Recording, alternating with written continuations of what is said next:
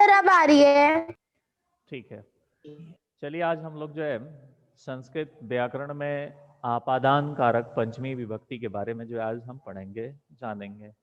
जिसका चिन्ह होता है से और अलगाव के लिए होता है, विच्छेद के लिए होता है। ठीक है, तो यहाँ पर भी कुछ नियम हैं, जिन नियम के तहत ये हम जान सकते हैं कि इसमें पंचमी विभक्ति का प्रयोग होता है।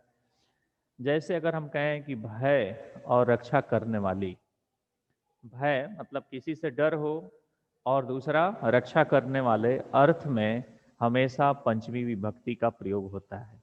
ठीक है, यानी कि ऐसे धातुओं में हम पंचमी विभक्ति का ही प्रयोग करते हैं। जैसे अगर हम कहें कि राम सिंह से डरता है, राम सिंह से डरता है। ठीक है, एक हो गया। दूसरा अगर हम कहें वीर सिंह से रक्षा करता है, वीर सिंह से रक्षा करता है।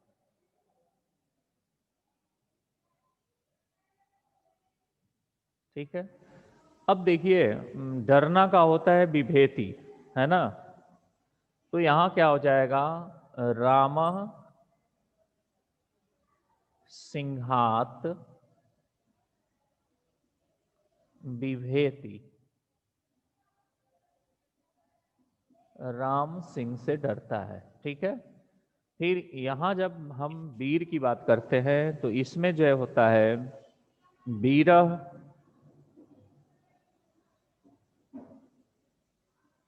सिंहात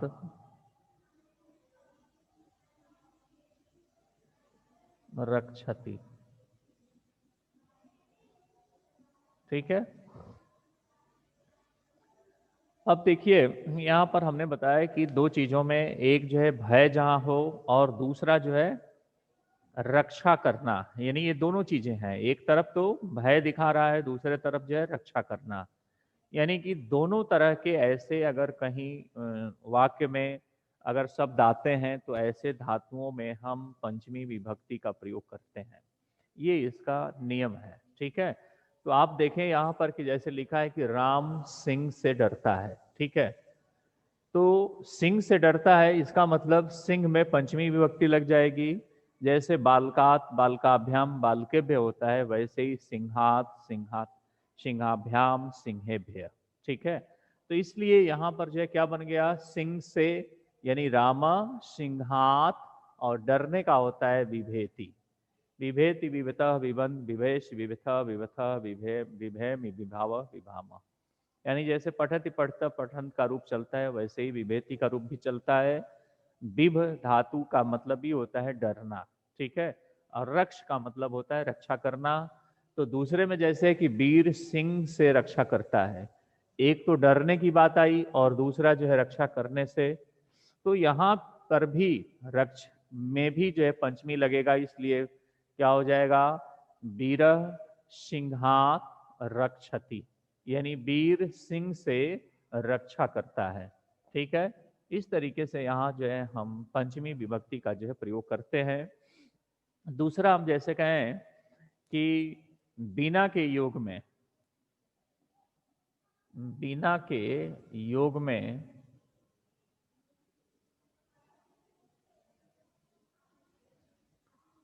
पंचमी विभक्ति का प्रयोग होता है।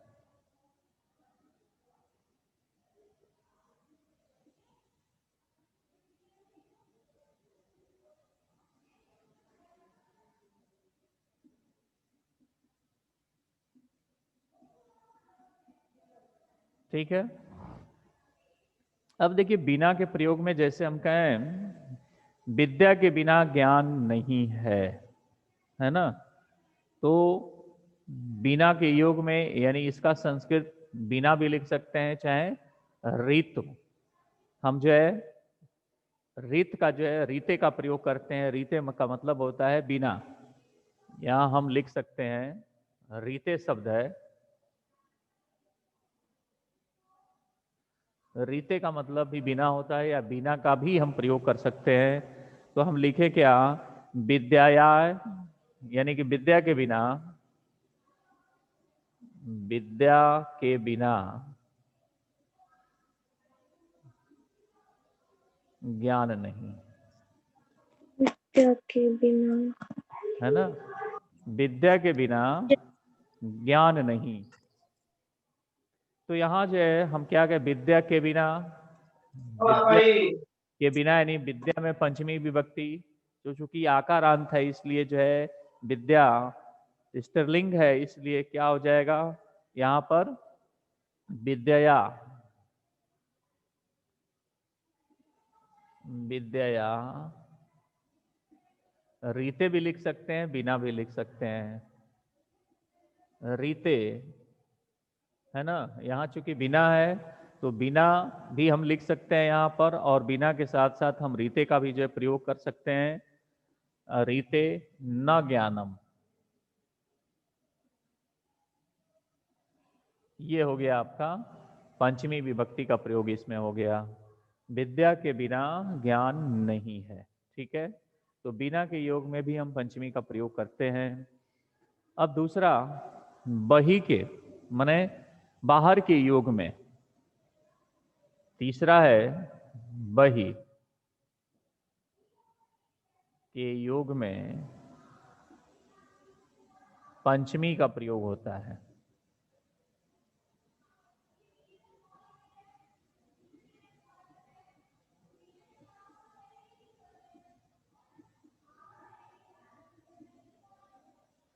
ठीक है,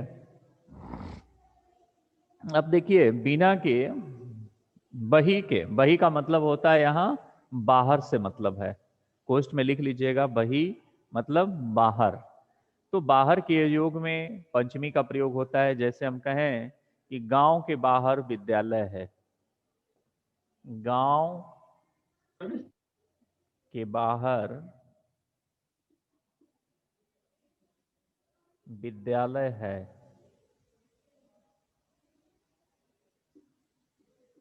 ठीक है, गांव के बाहर, भले यहाँ के शब्द आया हुआ हो लेकिन यहाँ पर हम पंचमी का ही प्रयोग जो है करेंगे। इस तरह से क्या हो जाएगा, ग्रामात बही,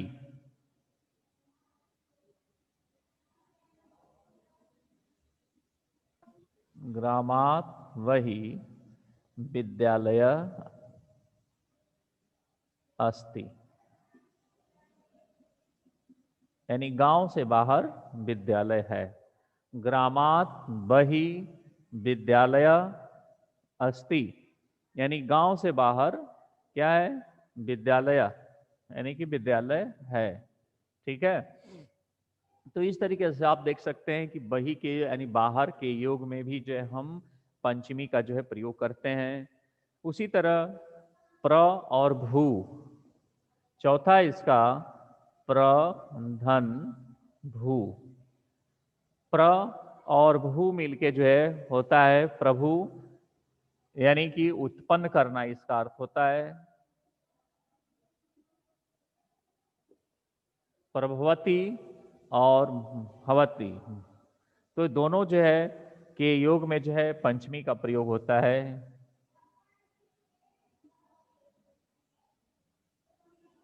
पंचमी विभक्ति का प्रयोग होता है।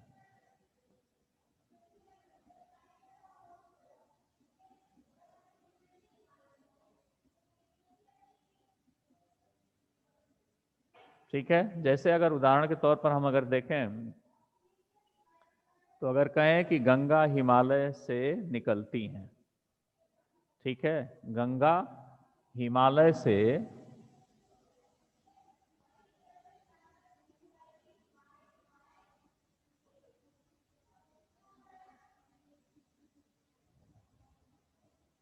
निकलती हैं, गंगा हिमालय से निकलती हैं, यानी हिमालय से, इसमें पंचमी विभक्ति का प्रयोग होगा तो क्या हो जाएगा, गंगा हिमालयात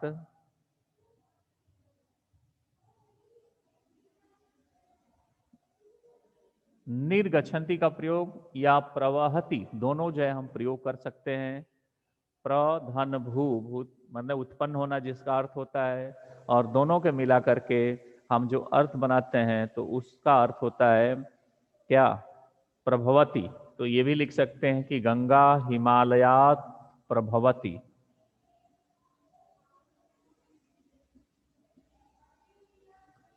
प्र और भू दोनों को मिलकर जो है क्या बना है, प्रभवती, यानी उत्पन्न करना। दो तरह की चीजें होती है, एक जो है मूल स्थान से उत्पन्न होता है, जैसे गंगा जो मूल जगह से उत्पन्न होती है तो उसके लिए हम क्या कहते हैं, प्रभवती, उत्पन्न होना। और दूसरा एक निर्गछति, मतलब हिमालय से निकलती हैं, निकलती तो वो जो है गंगोत्री से हैं, लेकिन हिमालय से निकल करके जो है बाहर आती हैं, तो उसके लिए हम निर्गछति का भी प्रयोग कर सकते हैं। यानी प्रवहती भी हो सकता है और निर्गछति भी हो सकता है, दोनों में किसी प्रकार की गलती नहीं होगी। ठीक है, तो जब इस तरह की हम बात करते हैं कि गंगा हिमालय से यानी अपने उद्गम स्थान से, अपने मूल स्थान से जो है निकलती है, या कोई भी चीज अपने मूल स्थान से निकलता है, बाहर होता है, तो उसके लिए हम प्रयोग करते हैं किस चीज का, हम पंचमी विभक्ति का प्रयोग करते हैं। इसीलिए यहाँ पर क्या हो जाएगा, गंगा हिमालयात प्रवहती या गंगा हिमालयात निर्गछति, दोनों हम लिख सकते हैं। ठीक है, सर प्रभवती या निर्गछति दोनों लिखेंगे या फिर दोनों में से कोई एक लिखेंगे तो सही होगा?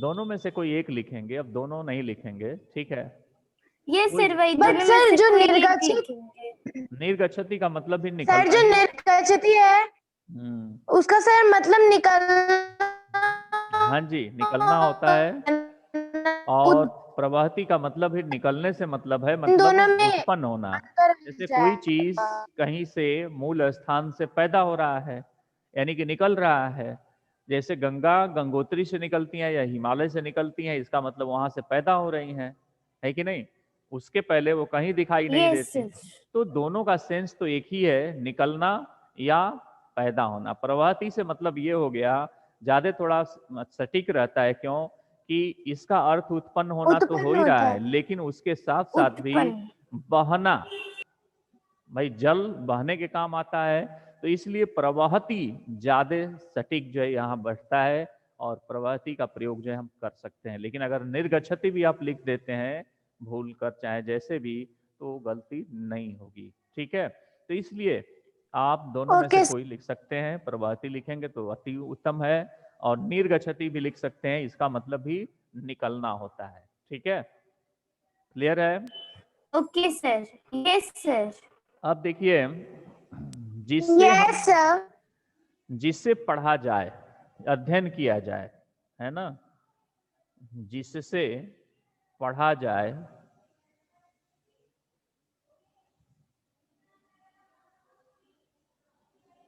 वहां पंचमी विभक्ति का प्रयोग होता है।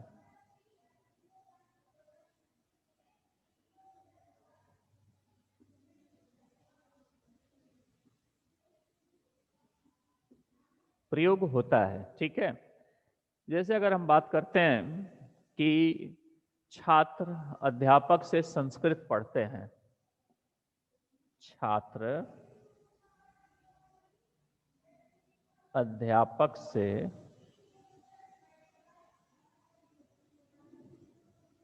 संस्कृत पढ़ते हैं,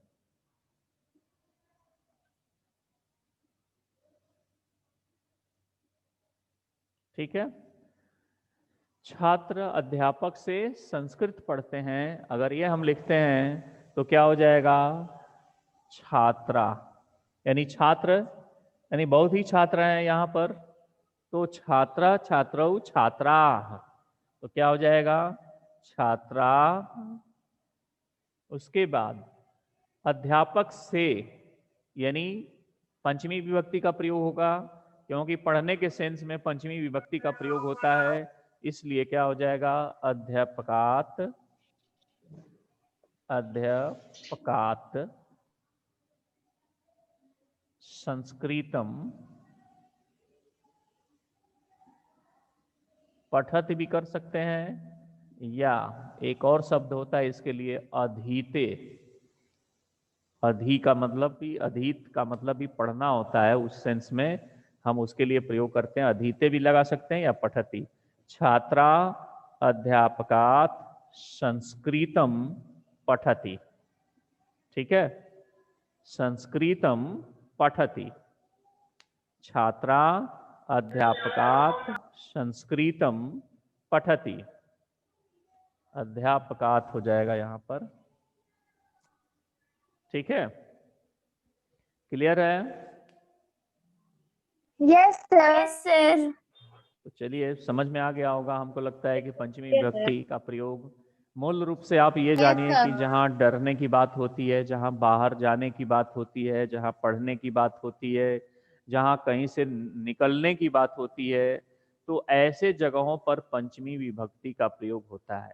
ठीक है, हम कहीं भी इस तरह से अगर कोई भी चीज पूछ देता है कि राम गांव से बाहर जाता है या राम गांव से बाहर है ना, तो गांव से बाहर है तो वही के योग में हमें पंचमी विभक्ति का प्रयोग होगा। इसलिए यहाँ पर हम क्या करेंगे, हम पंचमी का प्रयोग करेंगे। यानी गांव से बाहर देवालय है, मंदिर है, यानी इसका अर्थ हो जाएगा कि ग्रामात् बहिः देवालयः अस्ति। बहुत से देवालय हैं, तो देवालय देवालय क्या होता है? सन्ति। देवालय का मतलब मंदिर होता है। देवधन आलय बराबर देवालय। आलय का मतलब घर होता है। जैसे विद्याधन आलय, तो विद्या का घर तो विद्यालय हो गया। वैसे ही देवधन आलय देवालय, विद्यालय। यानी कि मंदिर हो मतलब गया। मंदिर। हाँ जी, तो मंदिर को जो हम संस्कृत में कहते देवों हैं का घर। देव का घर, यानी कि देवालय। ठीक है, देवालय।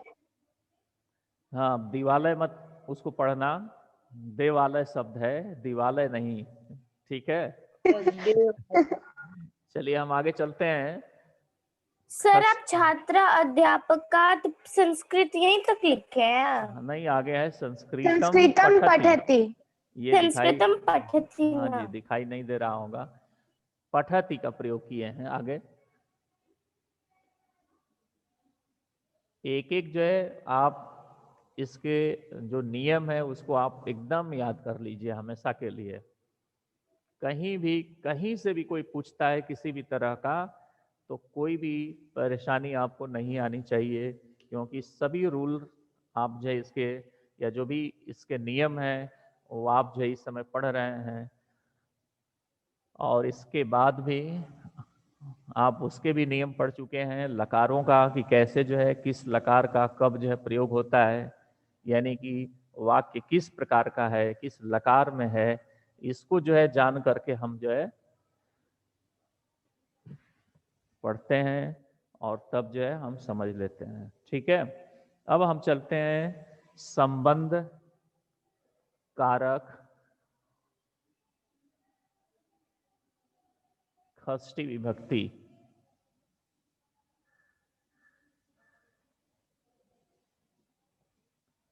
यानी षष्ठी इसको पढ़ते हैं, षष्ठी भी कहते हैं। ठीक है, जिसका चिन्ह क्या होता है,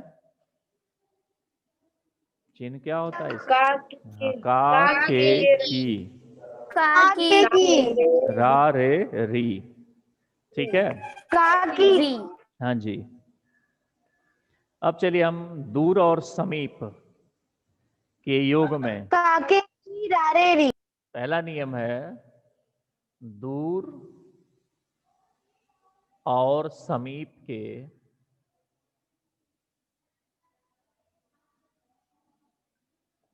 योग में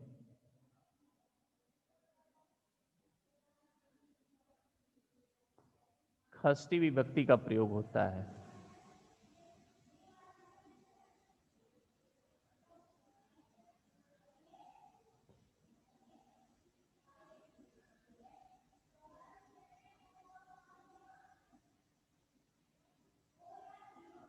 ठीक है, षष्ठी विभक्ति का प्रयोग होता है, यानी दूर हो या समीप हो। जैसे अगर हम कहते हैं कि गांव से नदी दूर है,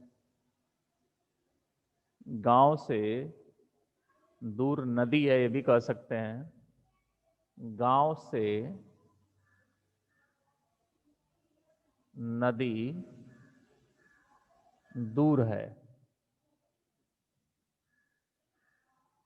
गांव से नदी दूर है। यहाँ पर दूर की बात हम कर रहे हैं, तो अब हम जो है खष्टी का प्रयोग करेंगे, यानी कि ग्रामस्य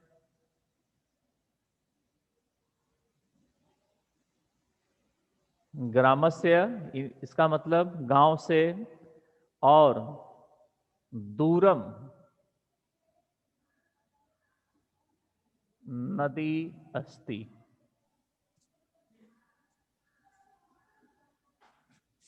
यानी ग्रामस्य दूरम नदी अस्ति, गांव से नदी दूर है। ठीक है, दूर के लिए हम प्रयोग करेंगे। अगर हम पास के लिए प्रयोग करें कि विद्यालय के निकट उद्यान है, विद्यालय के निकट उद्यान है। ठीक है, विद्यालय के निकट उद्यान है। जब इस तरह का हम बात करते हैं तो इसमें जो है प्रयोग होता है विद्यालय से समीपम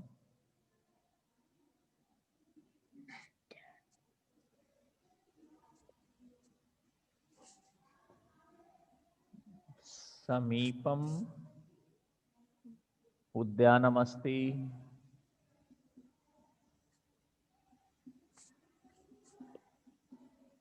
ठीक है, विद्यालय से समीपम उद्यानम अस्ति। ये हो गया दूर के लिए और पास के लिए। ये जबकि जो है आपका पंचमी में भी प्रयोग होता है कभी कभी, और खष्टी में, दोनों में प्रयोग होता है। तो कहीं अगर आ जाता हो पंचमी विभक्ति के अनुसार करने के लिए, तो आप पंचमी में भी जो है इसको कर सकते हैं, है ना। गांव से नदी दूर है, यानी ग्रामात नदी दूरम अस्ति, पंचमी में हो जाएगा, क्योंकि इसका प्रयोग दूर और समीप का प्रयोग जो है हम पंचमी में भी जो है करते हैं। ठीक है, दोनों का जो है प्रयोग होता है, खष्टी का प्रयोग हो सकता है या पंचमी का प्रयोग हो सकता है। पंचमी में भी जो है इसका प्रयोग होता है और खष्टी में भी प्रयोग होता है।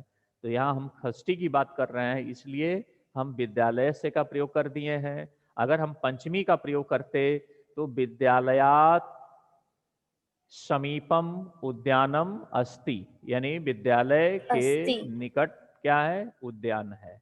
तो ये जो है पंचमी हो जाएगा। लेकिन जब खष्टी में बनाएंगे तो विद्यालय से समीपम उद्यानम अस्ति का प्रयोग कर देंगे। ठीक है, अस्ति। हाँ जी, अस्ति का मतलब है। Yes sir. अब हम चलते हैं, दूसरा इसका नियम है स्मृति। स्मृति मने याद करना। स्मरण से मतलब है स्मृति, याद करना। के योग में पंचमी का प्रयोग होता है।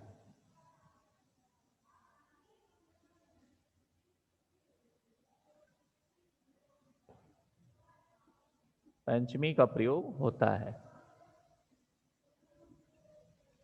अब देखिए यहाँ पर स्मृति, स्मृति का मतलब स्मरण करना, याद षष्ठी का करना। प्रयोग होगा ना? हाँ जी, सॉरी, खष्टी का प्रयोग होता है ना। यस सर, षष्ठी। षष्ठी, कैसे षष्ठी का प्रयोग होगा? हाँ जी, षष्ठी का प्रयोग होता है। जैसे अगर हम कहें कि बालक माता को याद करती है, बालक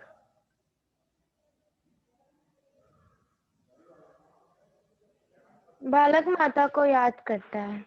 बालक माता को याद करता है।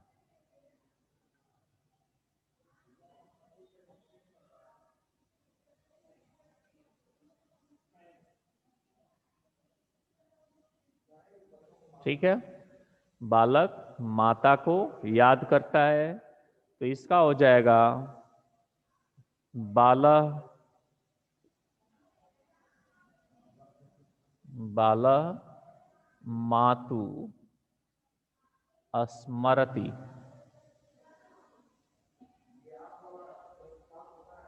ठीक है, बाला मातु स्मरति, यानी बालक माता को याद करता है, यहाँ जो है विसर्ग हो जाएगा। स्पष्ट है? अब यस चलिए सर। हम चलते हैं। सम, सदृश, यस तुल्य सर। और ऊपरी के योग में भी षष्ठी विभक्ति का प्रयोग होता है ना। तीसरा है सम, सदृश,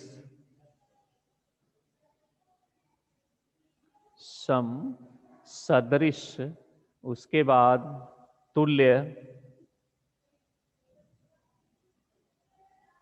ऊपरी, ऊपरी का मतलब ऊपर से मतलब है, और उसके बाद अधः,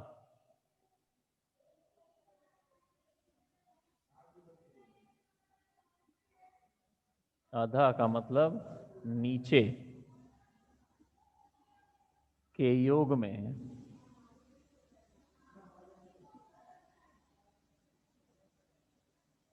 पंचमी का प्रयोग, सॉरी षष्ठी का प्रयोग होता है।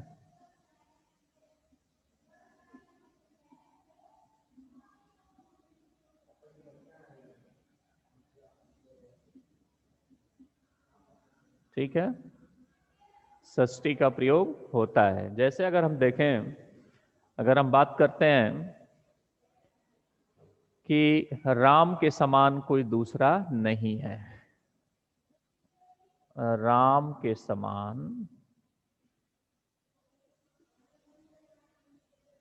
कोई दूसरा नहीं है। ठीक है, राम के समान कोई दूसरा नहीं है, तो क्या हो जाएगा, हम सम सदृश का भी प्रयोग करेंगे। तो रामस्य, ठीक है, सम, सदृश या तुल्य, हम तीनों का इसमें प्रयोग कर सकते हैं। ठीक है ना, किसी भी इसमें से तीनों का जो है हम प्रयोग करके इसको जो है लिख सकते हैं। जैसे रामस्य समः, समः माने समान, है ना, या हम सदृश भी लिख सकते हैं, तुल्य भी लिख सकते हैं। कोपी अन्य नास्ति, रामस्य समा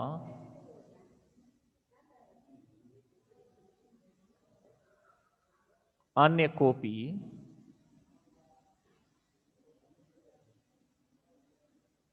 कोपी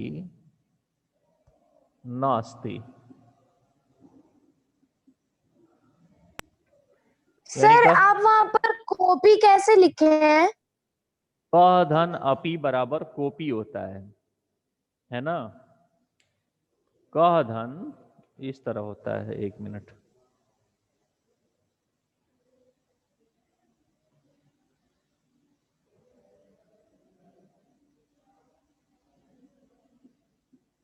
कोपी, है ना, क्लियर है। सर वो जो आप बीच में एस की तरह बनाए हैं सर, उसको क्या कहते हैं? वो आप शुरू में ही पढ़े होंगे, जैसे ओम शब्द का, यानी तीसरा ये जो है इस तरह से जो हम लिखते हैं, जिसको हम तीन वर्णों का जो है मिलकर जो है बनता है, यानी कि तीसरा जो है समय लग सकता है कह सकते हैं, या हम उसके जो है तिहाई जो है अधिक समय लगता है इसको उच्चारण करने में। तो इस तरह के जो अ का जो है उच्चारण इसको हम करते हैं, जैसे को धन अपि, यानी दोनों को जड़ जोड़ देंगे तो कह धन अपि हो जाएगा, यानी कि कोई भी इसका अर्थ हो जाएगा, कोई भी, यानी कह धन अपि बराबर कोपी। ये संधि विच्छेद में जब ऐसे जो है हम पढ़े थे, दोनों को जब जोड़ते हैं तो इस तरीके से जो है इनका संधि होता है। आप पढ़े भी होंगे, शुरुआत में ही जो है ये चैप्टर था। ये सिर्फ शुरुआत में था, तो सबसे फर्स्ट चैप्टर। इस तरह से हम लिख सकते हैं कि रामस्य सम अन्य कोपी नास्ति, यानी राम के समान कोई दूसरा नहीं है। तो कॉपी का अर्थ क्या कोपी होता माने, है? कोपी का मतलब कोई भी, अपी माने भी होता है, और कह का मतलब होता है कौन या कोई। तो क धन अपी बराबर कोपी। ठीक है, इस तरह से कोपी हम लिख दिए। दूसरा, अगर हम कहें कि वृक्ष के ऊपर कौवा है, वृक्ष के ऊपर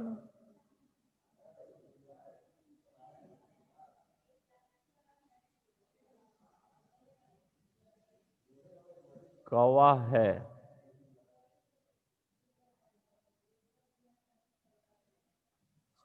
ठीक है, तो क्या हो जाएगा? वृक्षस्य ऊपरी वृक्षस्य ऊपरी ऊपरी काकः काकः अस्ति। अस्ति। वृक्ष के ऊपर कौवा है, ठीक है। दूसरा है, वृक्ष के नीचे एक मयूर है। वृक्ष के नीचे, सर मयूरा बोला जाता है ना? जी, मोर है। तो सर हम मयूर लिखे हैं वहाँ पे। अभी तो हम लिखे नहीं, कहाँ मयूर लिखे हैं? वृक्ष के नीचे एक मोर है, ठीक है। वृक्ष के नीचे एक मोर है, यानी वृक्षस्य अधः, वृक्षस्य अधः मयूर अस्ति। अस्ति। ठीक है, वृक्ष के नीचे वृक्षस्य अधः मोर है। मयूरः क्लियर है? अस्ति। Yes sir. चलिए, अच्छी बात है। Yes sir. तो षष्ठी विभक्ति का ये जो है आपका, जो षष्ठी विभक्ति में मुख्य रूप से जो यहाँ दिए गए जो है नियम है, ये यही नियम जो है आपको आपके अगर कक्ष के अनुसार देखा जाए, आपके जो है कक्षा के अनुसार देखा जाए, तो ये नियम जो है आपके लिए पर्याप्त है, इसको आप याद कर सकते हैं। और समय आने पर जैसे भी जो है अनुवाद बनाने के जो नियम होंगे, उनके अनुसार क्या करना होगा, इसको हम उसका प्रयोग करेंगे। जैसे अधः का ही प्रयोग आया, हम कहें कि नीचे जाओ, तुमसे अगर कहते हैं कि तुम नीचे जाओ, तो आप सोचेंगे कि आप क्या बनेगा यहाँ पर।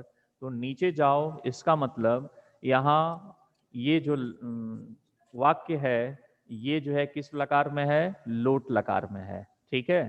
तो लोट लकार में जब है तो आप क्या कहेंगे?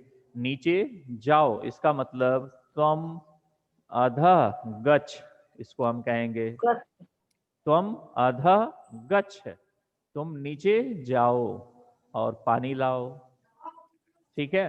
जलम आनय, त्वम अधः गच्छ च जलम आनय, यानी कि पानी लाओ।